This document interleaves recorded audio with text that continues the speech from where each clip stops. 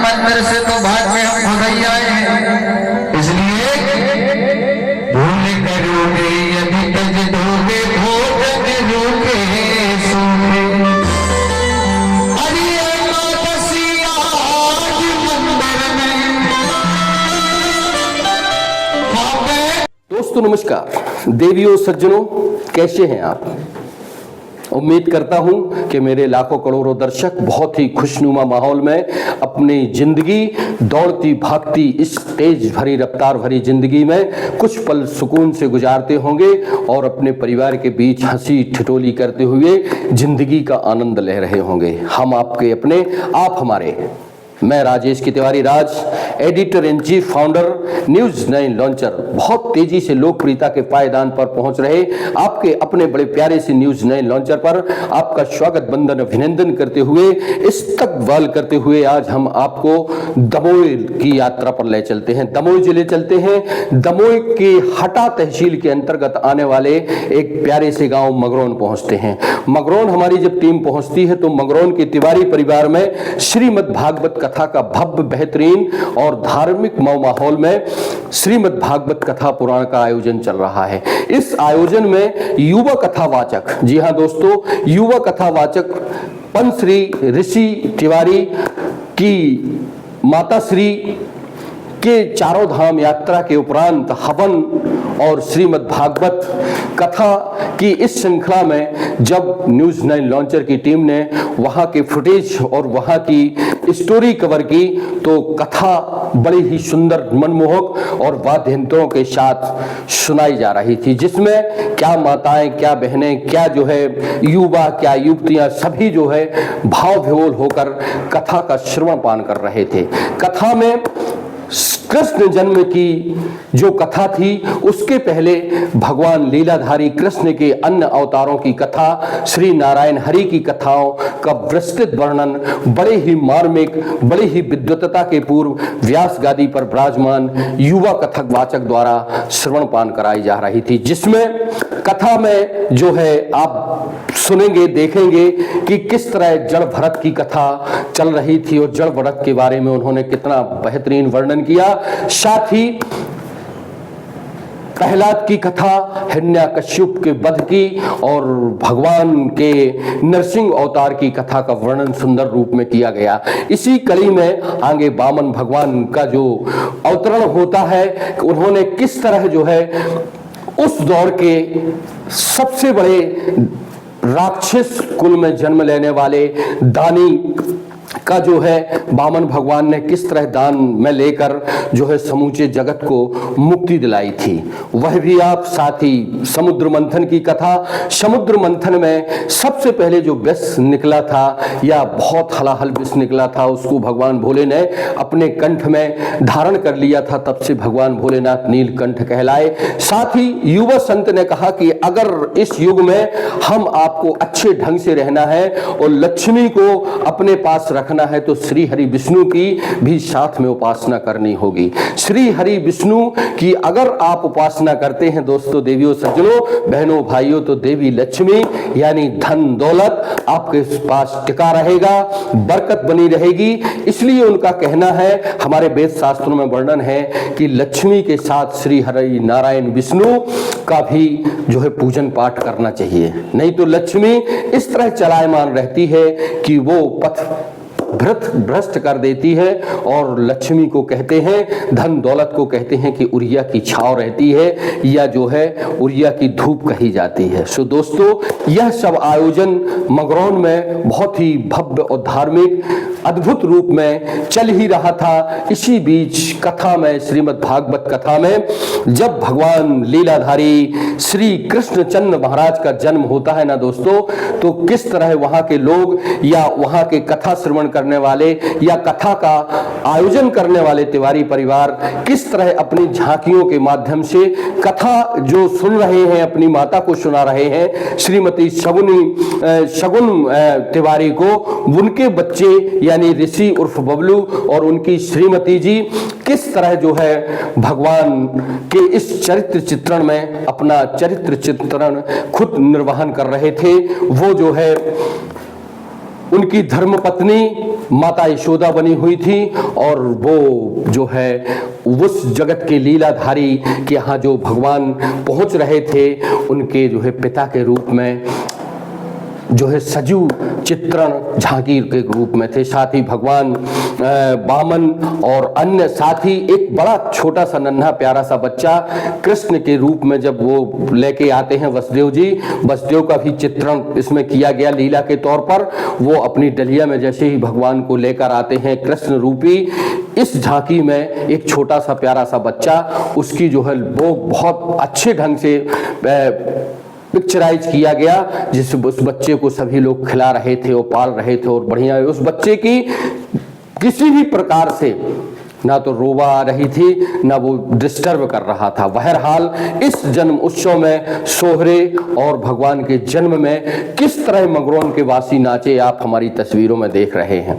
बहरहाल यह आयोजन मगरौन में किया गया है। आप हमारे इस खास प्रोग्राम में धर्मशास्त्र और कथा के माध्यम से हम अपने न्यूज़ 9 लॉन्चर पर आपको बता रहे हैं। वहीं दोस्तों, देवियों सज्जनों, हमारी आपसे विनम्रता पूर्वक अपील है, अगर न्यूज़ 9 लॉन्चर के माध्यम से आप अपने घरों में हो रहे धार्मिक कार्यक्रम जैसे श्रीमद् भागवत कथा, रामचरितमानस, रामधुन, शिवार्चन, अन्य तरह के आयोजन अगर आप हमारे माध्यम से टीवी चैनल या अन्य सोशल प्लेटफॉर्म पर दिखवाना चाहते हैं और सार्वजनिक कराना चाहते हैं, तो आप हमारे दिए गए नंबरों पर फ्लैक्स कर सकते हैं। बहरहाल हम आपको बता दें कि न्यूज़ 9 लॉन्चर हटा के मगरौन पहुंचकर आपको यह श्रीमद् भागवत कथा की बेहतरीन कवरेज पहुंचा रहा है। मुझ राजेश की तिवारी राज को इस विशाल भव्य कथा स्थल से इजाजत दीजिए। बने रहें, हमें लाइक करें, हमें सब्सक्राइब करें। जी हाँ दोस्तों, हमारी आपसे निवेदन है कि हमारे ये कथा देखने के पहले आप हमारे चैनल को सब्सक्राइब जरूर करेंगे और अधिक से अधिक मात्रा में जिन लोग आप हमारी ये कथा देख रहे हैं उनसे निवेदन है कि अधिक से अधिक मात्रा में कथा को या इस खबर को अधिक से अधिक जगह शेयर करिए, लाइक करिए, कमेंट करिए, सब्सक्राइब जरूर करिए। बहुत बहुत शुक्रिया। मुझ राजेश की तिवारी राज को इजाजत दीजिए। बने रहे। राधे। आपने अभी बताया कि जीवन में केवल भगवान के नाम ही एक ऐसा है जो सारे संसार का कल्याण करने वाला है। जीवन में केवल एक नाम ही ऐसा है। वृंदावन में हरि नाम की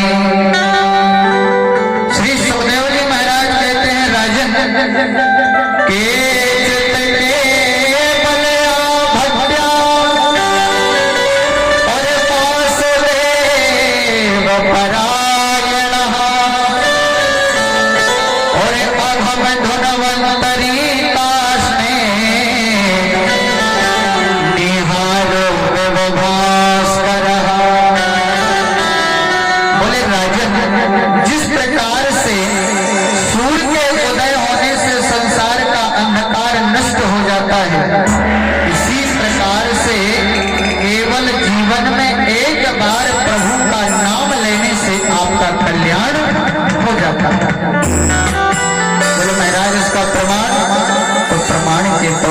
अजामिल उपाख्यान सुनाया। प्राय तथा सभी जानते हैं, एक अजामिल नाम का ब्राह्मण था जिसने अपने कर्म के द्वारा ब्रह्मत्व नष्ट कर लिया था। अत्याचारी पापाचारी बनता चला गया। कान्ये कुब्जे दुजातश्च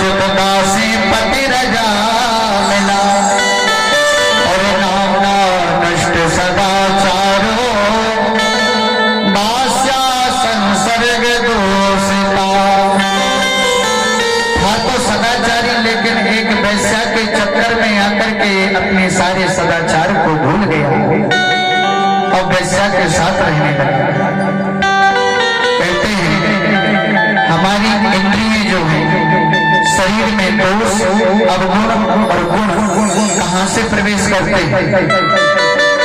सबसे जल्दी शरीर में कोई भी गुण हो या अवगुण हो तो प्रवेश कहां से करता है? या तो नेत्रों से या फिर कानों से। आप जैसा सुनोगे आपके विचार वैसे ही होंगे, आप जैसा देखोगे, जैसे दर्शन करोगे, जैसी दृष्टि में आप नजरिया में देखोगे वैसा ही आपके हृदय में भाव उत्पन्न होगा। एक वैश्या के चक्कर में अजामिल ने अपना जीवन बर्बाद कर दिया। एक दिन संत जी पधारे और संत कहते हैं जिसके घर में चरण रख दे समझ लेना उस घर का कल्याण होने वाला है। क्योंकि लिखा भी है कि संतन के संग लाग रे, संतन के संग लाग रे, तेरी अच्छी बने, संतन के संग लाग रे, तेरी अच्छी बने। भगवान ने तुम्हें कैसा बनाया है? क्या ऐसा बनाया है? नहीं बनाया तो दोनों हाथ बड़े करके संतन के संग लाग रे, तेरी अच्छी बनेगी, संतन की सभी लाग रे, तेरी अच्छी बनेगी। और जिसमें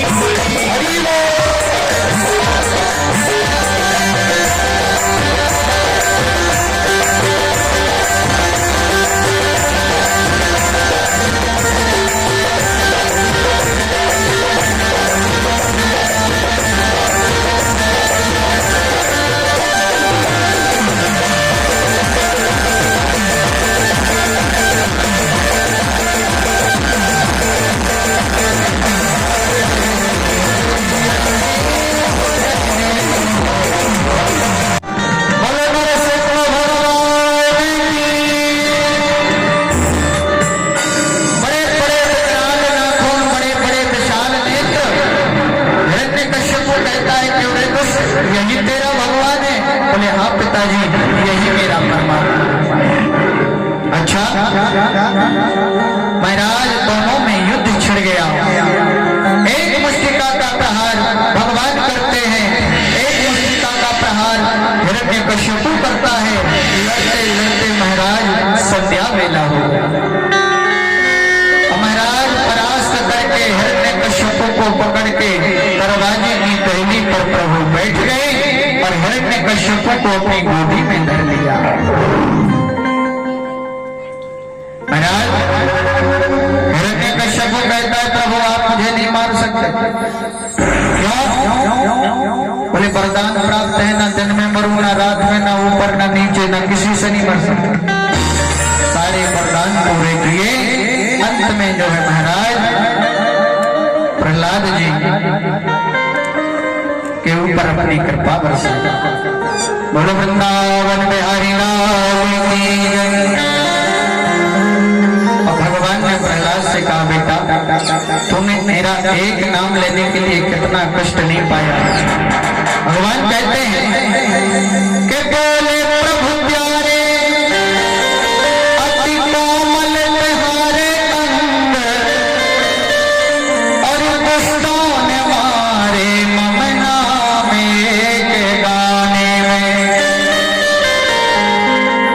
अरे अग्नि से जलाया, गिरि से गिराया, काली नाग से डसाया, कभी में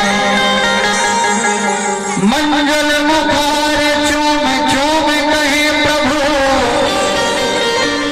के क्षमा करो बस हम तेरे भैया में। भक्ति से भगवान लेते बेटा क्षमा कर देना, तुम्हें एक नाम लेने मात्र के लिए कितनी प्रताड़ना नहीं सही है। बार बार प्रहलाद का प्रभु मस्तिष्क से चूमते हैं, अपनी गोदी में बिठाते हैं। सुखदेव जी कहते परीक्षित, जो सौभाग्य स्वयं ब्रह्मा को प्राप्त नहीं हुआ, वो सौभाग्य आज श्री प्रहलाद जी को प्राप्त हुआ। भक्तवत्सल भगवान की जय। ऐसे पक्षपाती और बोले इस विष का पान कौन करेगा? सो भोलेनाथ के पास जाते हैं और कहते हैं देव देव महादेव भूतात्मन भूत भावना और त्राहि माम शरणापन्ना प्रलोक के बहना दिशा। महाराज भूत भावन भोलेनाथ से कहते हैं प्रभु इस हालाहल विष से हमारी रक्षा करो, नहीं तो त्रिलोक्य का विनाश हो जाएगा। तो भोले बाबा ने राम की इच्छा समझ करके, जगत का कल्याण समझ के कहा, भगवान का नाम लेते ही विषपान कर लिया। कहा मुख में विष डाला और माँ कह के मुख बंद कर लिया और कंठ में ही विष को धारण कर लिया, क्योंकि हृदय में भगवान राम विराजमान है, इसलिए कंठ में विष धारण कर लिया। तो एक नाम पड़ा नीलकंठेश्वर महादेव। बोलो नीलकंठेश्वर भगवान की। आगे चल के महाराज ब्रह्मादि का अप्सराएं निकली जो स्वर्ग में स्थापित की गई। उच्चैश्रवा घोड़ा निकला जो बलि ने लिया, ऐरावत हाथी निकला जो इंद्र ने लिया। महाराज कामधेनु गाय निकली जो संतों ने ली। आगे चल के स्वयं लक्ष्मी मैया प्रकट हुई और लक्ष्मी मैया का तो सब पर निर्णय छोड़ दिया कि इन्हीं के ऊपर छोड़ दो, जो ये जिनके पास जाना चाहिए स्वयं निर्णय करेंगे। सारे संत महात्मा देवता दैत्य एक साथ बैठ गए तो सबसे पहले लक्ष्मी मैया की नजर दुर्वासा ऋषि पर पड़ी। लक्ष्मी मैया ने सोचा है तो बड़े तपस्वी और क्रोधी हैं, इनके अंदर भी एक अवगुण है, जल्दी क्रोध आ जाता है। सबको दो छोड़ते छाड़ते महाराज जैसी प्रभु पर नजर पड़ी और जाके माला डाल दी। और कहते हैं लक्ष्मी हमेशा नारायण की होती है, नारायण के अलावा लक्ष्मी किसी की नहीं हो सकती।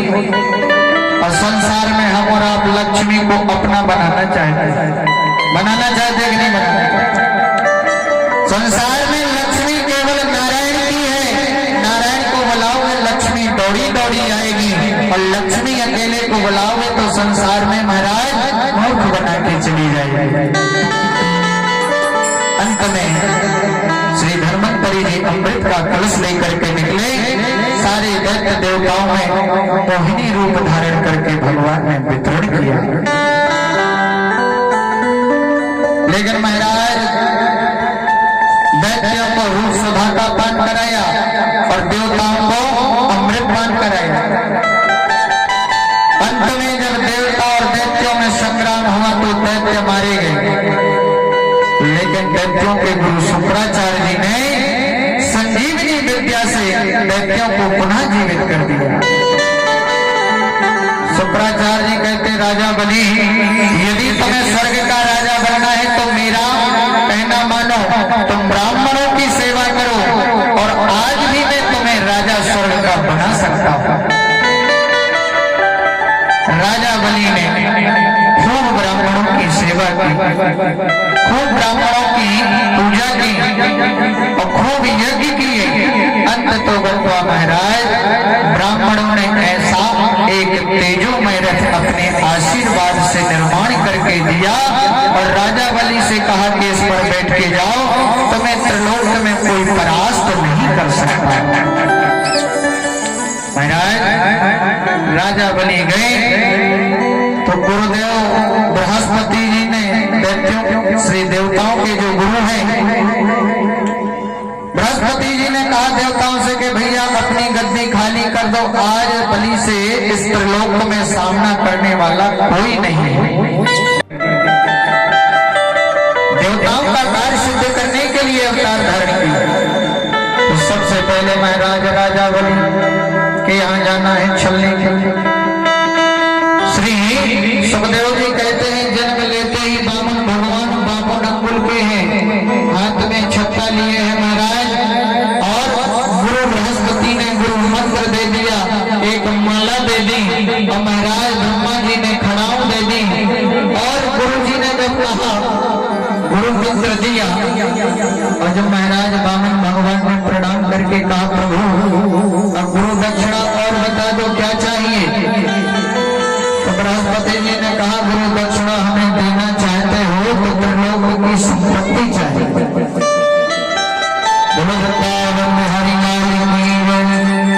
आज महाराज गुरु के वचन के अनुसार कि गुरु वचन का पालन तो बहाना है, देवताओं के कार्य को जो सिद्ध करना है। बामन अंगुल के बामन भगवान आज राजा बलि के द्वार पर पहुंच गए और क्या कहते हैं कि तेरे द्वार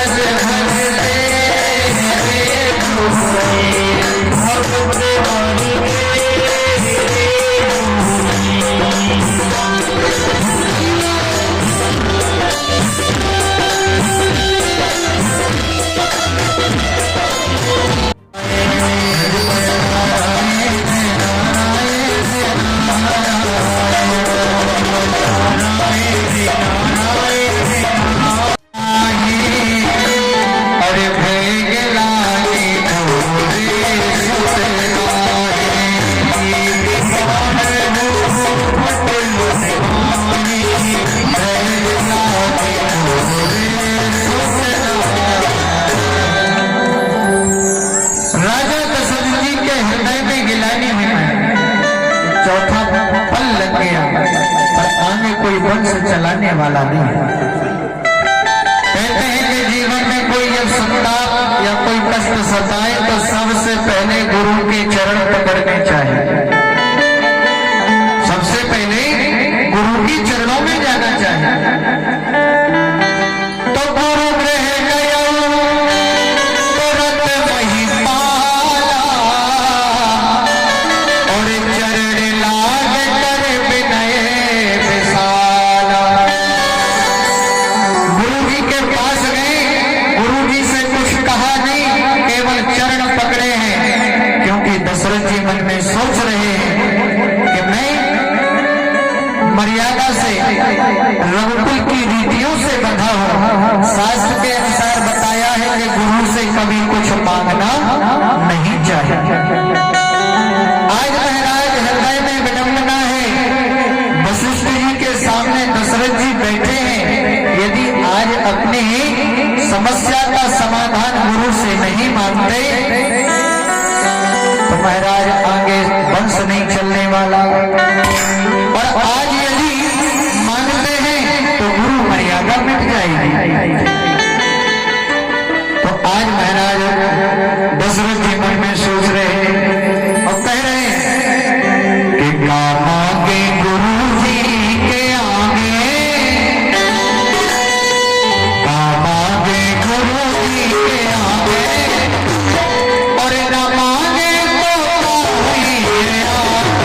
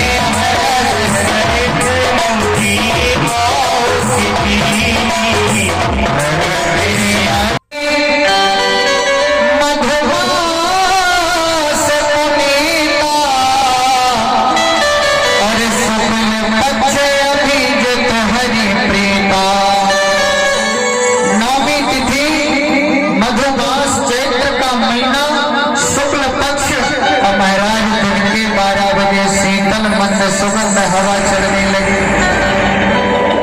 मार्ग बसे यति शीत न भामा, ओ अकेले लोटे नायक विश्राम।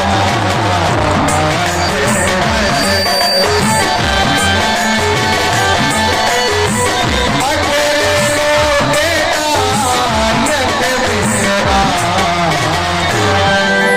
महाराज दिन के 12 बजे शीतल मंद सुगंध हवा चल रही, न ज्यादा गर्मी है न ज्यादा सर्दी है, मौसम ने भी अपना बैलेंस बराबर बना लिया।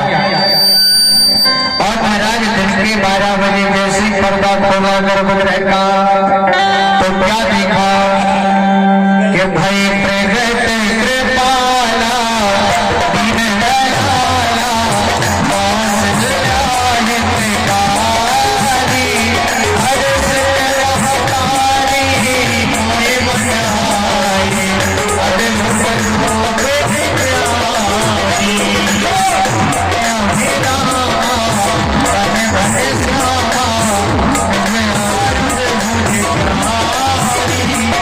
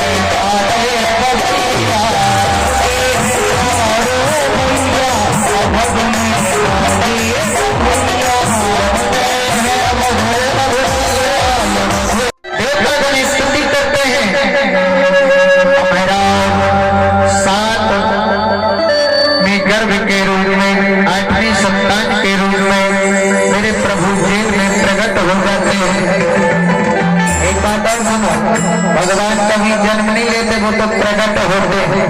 क्या होते हैं? प्रकट होते हैं। महाराज जैसे ही प्रकट हुए भगवान श्री 11 बजे, महाराज जैसे राम जी के समय सुगंधित और शीतल हवा चल रही थी, तो रात्रि में जो है भयंकर आंधी और तेज तूफान चलने लगा। बादलों की गड़गड़ाहट होने लगी और वसुदेव जी ने कन्हैया को अपने सूंड में रख के सिर पे रखा। हाथों में जो बेड़ियां बनी थी, सारी बेड़ियां टूट गई और महाराज जो पहरेदार खड़े थे वो पहरेदार सो गए, जेलों के ताले खुल गए और वसुदेव जी जो है कन्हैया को लेकर के महाराज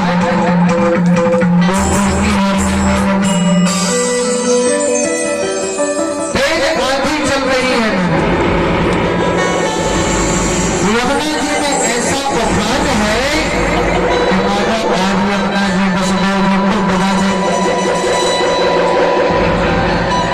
पर वसुदेव जी ने हार नहीं मानी।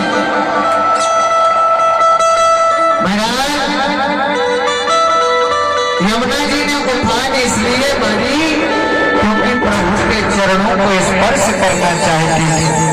तो मेरे प्रभु ने गलिया ये तो मौका रहे निहार चुपके चुपके,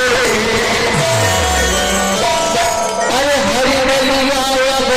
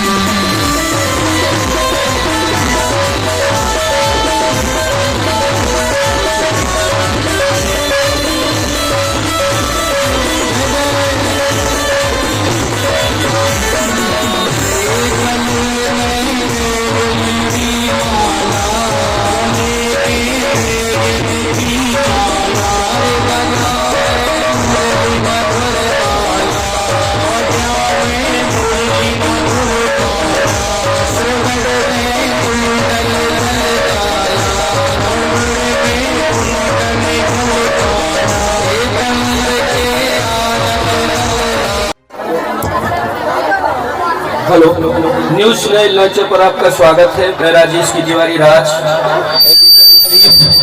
न्यूज नए लॉन्चर राष्ट्रीय न्यूज चैनल, आपका स्वागत वंदन अभिनंदन करता हूं। महाराज, आपकी बड़ी मधुर आवाज है, हमने आपका कार्यक्रम देखा, बहुत अच्छा लगा। छोटी सी उम्र है आपकी, आप थोड़ा सा संक्षिप्त परिचय देंगे हमें? जय श्री राम। मेरा परिचय, मैं मध्य प्रदेश दमोह जिले से छोटे से गांव में रहता हूँ। मेरा पूरा नाम है पंडित श्री रामदास मिश्रा और मेरा गांव दमोह जिले में अभाना के पास कन्या घाट पट्टी पड़ता है। उसी छोटे से गांव में और एक छोटे से ब्राह्मण परिवार से मैं बिलोंग करता हूँ। अच्छा महाराज जी, आप हमें ये बताएं, श्रीमद् भागवत कथा की श्रवण पान करने से क्या मिलता है, क्या मोक्ष मिलता है, और इसके करने से उस परिवार और श्रवण करने वाले की क्या इस लोक और परलोक में क्या होता है? देखिए, श्रीमद् भागवत कथा में शुद्ध लिखा है। बन रहा वीडियो। श्रीमद् भागवत कथा में श्रवण करने से कृष्ण लोक फल प्रदा, श्लोक में लिखा है कि इस लोक में भी आपका कल्याण होता है और परलोक में भी आपका कल्याण होता है। और जो श्रीमद् भागवत कथा है ये मोक्षदायिनी है।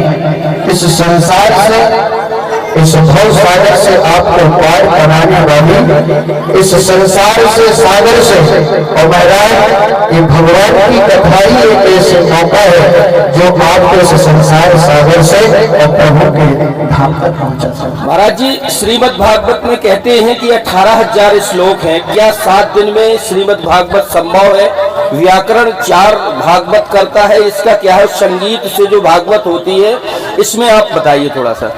देखिए, मूल पाठ तो 7 दिन में हो सकता है। यदि संस्कृत में मूल पाठ हो तो ये 7 दिन में आचार्य संपन्न कर लेते हैं। और वस्तुतः यदि कोई कथा श्रवण कराए तो 7 दिन में श्रीमद् भागवत कथा को श्रवण कराना असंभव। 7 दिन में कोई व्याख्या करके नहीं सुना सकता, कोई श्रवण नहीं करा सकता, क्योंकि हरि अनंत, हरि कथा अनंता, हरि भी अनंत है और हरि की कथा भी अनंत है। इसका वर्णन 7 दिन में कोई नहीं कर सकता। बहुत अच्छी, बहुत प्यारी बात कही आपने कि श्रीमद् भागवत की 18,000 श्लोकों का 7 दिन में क्या, मेरे हिसाब से 7 महीने में भी नहीं हो सकती। लेकिन भगवान का नाम है, जैसे आपने कहा है कि कलयुग केवल नाम धारा, सुमर सुमर न रुत नहीं पारा। बहुत अच्छी महाराज जी न्यूजीलैंड लॉन्चर पे आपने हमसे बात की। मैं आपको परिचय दे दूं, मैं अमानगंज से बिलोंग करता हूं। बबलू हमारे साले साहब हैं, इनके विशेष अनुरोध पर हम सब परिवार आए हैं और हमें भी अच्छा लगा आपसे मिलकर। और ये नगरी आज कृष्णमय हो गई। निश्चित ही हमारी जो छोटे भाई की सास है, वो अभी चंद दिनों पहले चारों धाम की यात्रा करके आई है। कुछ ही दिनों बाद धन्य है उनके सुपुत्र, और वो खुद के लोग बाग सालों इंतजार करते हैं, तब कहीं जाके यह अवसर आया है। 1 हफ्ते 15 दिन के अंदर आप श्रीमद् भागवत कथा का श्रवण पान कर रही हैं, वो भी ऐसे महाराज जी से जो युवा हैं और बहुत अच्छे हैं। हम आपको दुआएं देते हैं और महाराज जी से आशीर्वाद जतन चाहते हैं। धन्यवाद, थैंक यू। आप YouTube जो थोड़ा सा, किस नाम से है? YouTube निकालो आप